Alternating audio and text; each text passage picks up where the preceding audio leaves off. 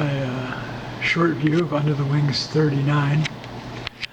The figure was drawn in 1997.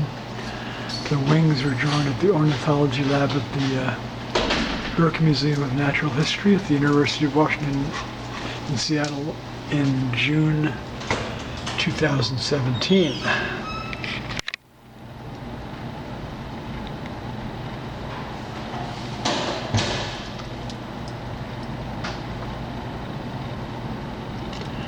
The boy drawn from a Warsaw Ghetto photograph.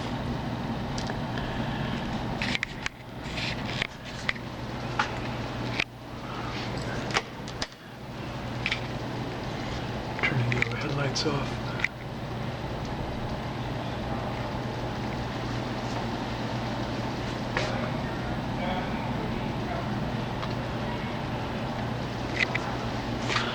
All right, there you have it.